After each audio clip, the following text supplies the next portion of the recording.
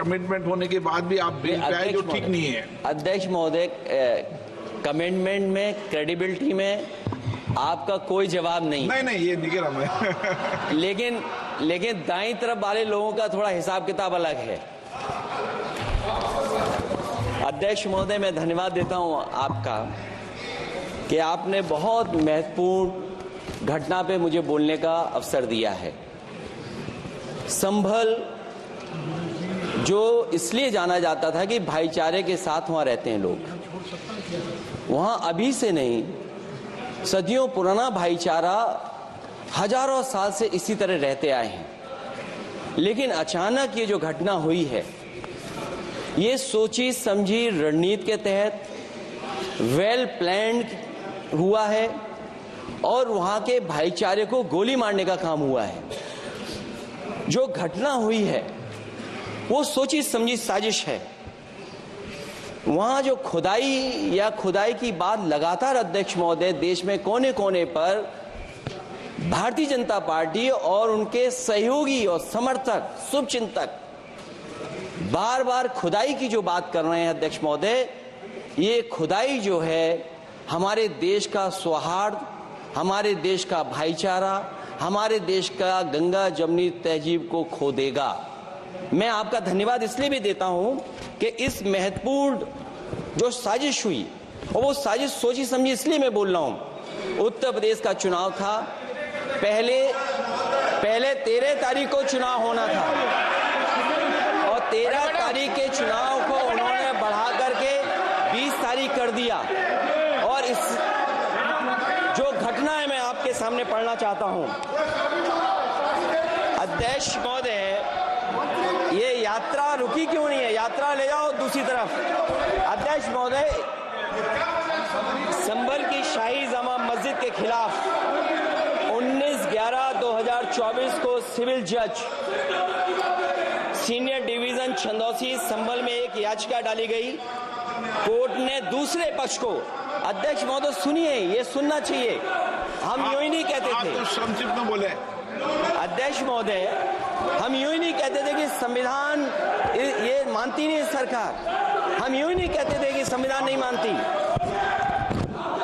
जब places of worship act है, places of worship act है, हम बनते तो बहुत कुछ हैं। संभल के शाही जामा मस्जिद के खिलाफ 19/11/2024 को सिविल जज सीनियर डिवीजन चंदौसी संभल में एक याचिका डाली गई। कोर्ट ने दूसरे पक्ष को सुने बगैर उसी दिन 19/11/2024 को सर्वे के आदेश दे दिए। ताज्जुब की बात है, संभल के जिलाधिकारी संभल और पुलिस अधीक्षक संभल आदेश को पढ़े बगैर 2 घंटे के बाद सर्वे के लिए पुलिस बल के साथ शाही जामा मस्जिद पहुंच गए। जामा मस्जिद की कमेटी, जनप्रतिनिधि, उलेमा इकराम, सभी अधिवक्ताओं ने सहयोग दिया। जिलाधिकारी संभल और पुलिस अधीक्षक संभल ने 2.5 घंटे सर्वे के बाद कहा सब सर्वे पूरा हो चुका है और अब रिपोर्ट कोर्ट को भेज दी जाएगी। लेकिन दिनांक 22/11/2024 फ्राइडे को जुमे की नमाज के लिए लोग नमाज अदा करने के लिए जामा मस्जिद पहुंचे, लेकिन पुलिस प्रशासन ने बैरिकेड लगा दिया ताकि लोग नमाज न पढ़ सकें। उसके बाद भी लोगों ने संयम बरतते हुए नमाज अदा की और किसी प्रकार का विरोध प्रदर्शन नहीं किया। 29/11/2024 को कोर्ट की अगली तारीख तय थी।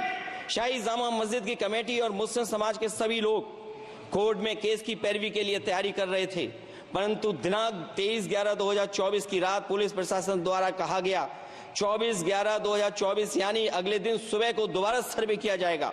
शाही जामा मस्जिद कमेटी और अधिवक्ता ने कहा कि इस सर्वे तो मुकम्मल हो चुका है, अब दूसरे सर्वे की क्या आवश्यकता है? कोर्ट के आदेश का हमने पालन कर दिया। अगर दूसरे सर्वे कराना है तो दोबारा आदेश करवाएं, कोर्ट के आदेश के बाद हम दोबारा सर्वे करा देंगे। लेकिन जिलाधिकारी संभल और पुलिस अधीक्षक संभल ने कोई सुनवाई नहीं की और तानाशाही दिखाते हुए सुबह के वक्त से पहले शाही जामा मस्जिद आ गए। शाही जामा मस्जिद कमेटी और मुस्लिम समाज के लोगों ने फिर भी धैर्य रखा और दोबारा सर्वे के लिए अंदर ले गए। सर्वे के दौरान करीब 1.5 घंटा बाद जब जनता को सूचना मिली तो वो इकट्ठा होना शुरू हो गए।